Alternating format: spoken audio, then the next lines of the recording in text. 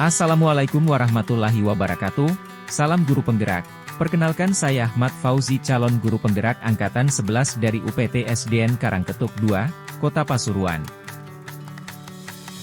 Kali ini, saya akan memaparkan modul 1.4.J.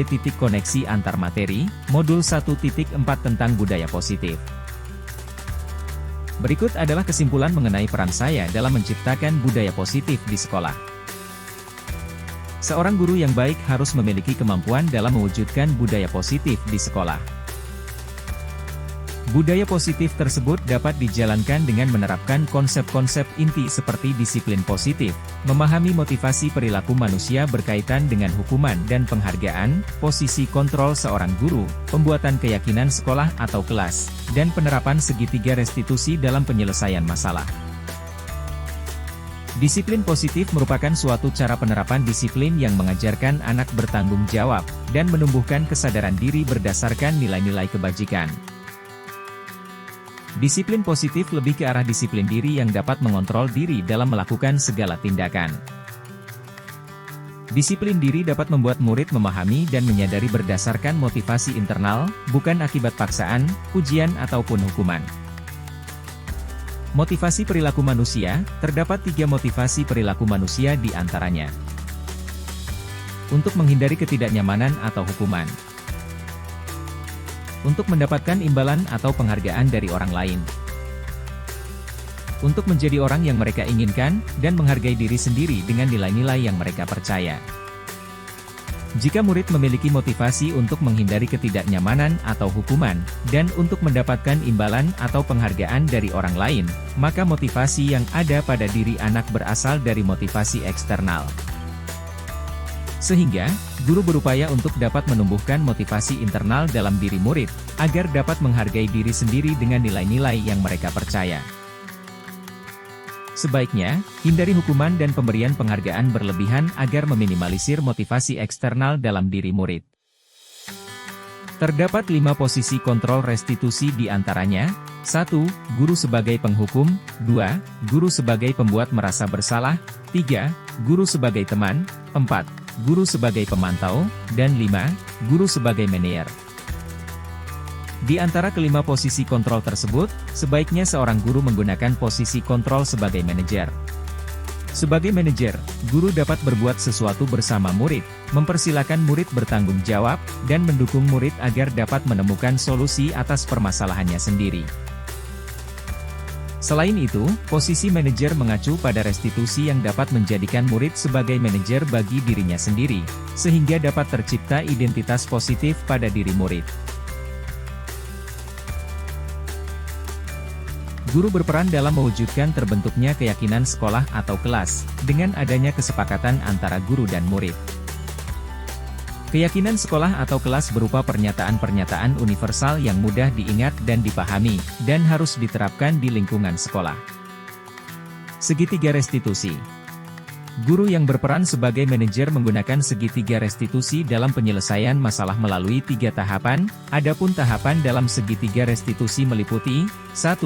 Menstabilkan identitas. 2. Validasi tindakan yang salah. 3. Menanyakan keyakinan. Dalam menstabilkan identitas, dilakukan berdasarkan prinsip bahwa membuat kesalahan adalah bagian dari proses pembelajaran yang nantinya akan menggeser identitas gagal ke arah identitas sukses. Dalam validasi tindakan yang salah, dilakukan berdasarkan prinsip bahwa setiap perilaku berupaya memenuhi suatu kebutuhan tertentu, sehingga guru atau orang tua akan bergeser dari pemikiran stimulus respon menjadi proaktif, serta akan lebih mengenali dan mengakui kebutuhan murid atau anak. Dalam menanyakan keyakinan, dilakukan dengan memberi pertanyaan-pertanyaan bermakna kepada murid atau anak untuk memunculkan motivasi secara intrinsik, sehingga mampu mengaitkan keyakinannya dengan tindakan yang salah. Keterkaitan antar materi. Adapun keterkaitan antar materi budaya positif dengan 3 materi sebelumnya yaitu: budaya positif yang sesuai dengan filosofi Ki Hajar Dewantara, nilai dan peran guru penggerak, dan visi guru penggerak.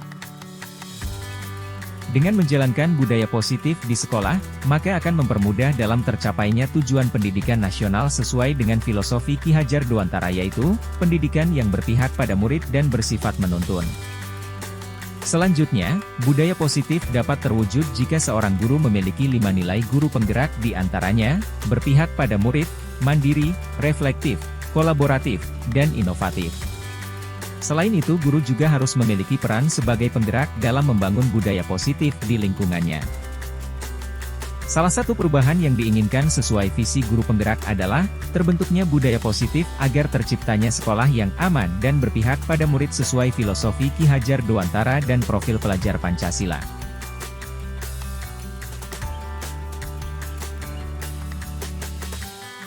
Sejauh mana pemahaman Anda tentang konsep-konsep inti yang telah Anda pelajari di modul ini?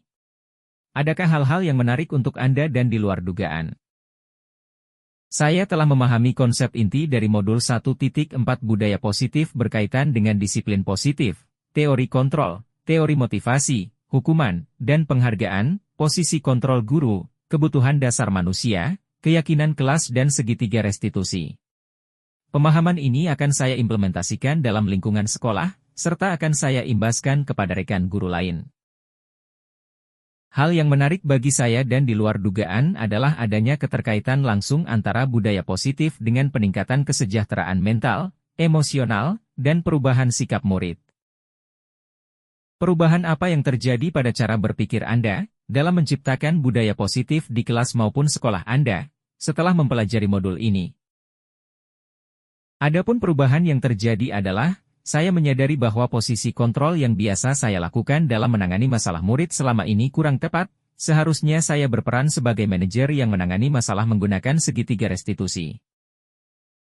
Pengalaman seperti apakah yang pernah Anda alami terkait penerapan konsep-konsep inti dalam modul budaya positif, baik di lingkup kelas maupun sekolah Anda? Saya menangani siswa yang makan saat jam pelajaran dengan menggunakan langkah-langkah dalam segitiga restitusi, yaitu menstabilkan identitas, validasi tindakan yang salah, dan menanyakan keyakinan. Bagaimanakah perasaan Anda ketika mengalami hal-hal tersebut? Saya merasa sangat senang, karena dapat menerapkan segitiga restitusi dalam menangani sebuah persoalan, dan menjadikan murid mampu belajar dari kesalahan yang telah diperbuat. Menurut Anda, terkait pengalaman dalam penerapan konsep-konsep tersebut, hal apa sajakah yang sudah baik? Adakah yang perlu diperbaiki? Hal yang sudah baik menurut saya adalah, munculnya motivasi internal pada diri murid untuk melaksanakan budaya positif setelah mendapatkan pendampingan menggunakan segitiga restitusi. Dan yang harus diperbaiki adalah saya harus selalu memposisikan diri saya sebagai manajer dalam menangani persoalan.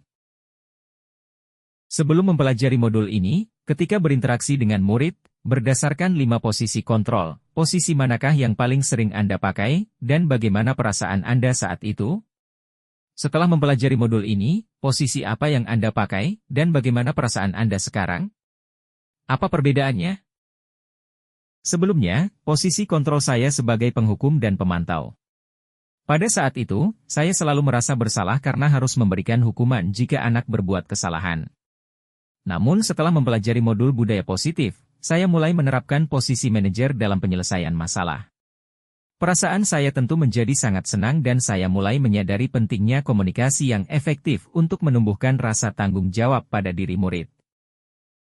Sebelum mempelajari modul ini, pernahkah Anda menerapkan segitiga restitusi ketika menghadapi permasalahan murid Anda?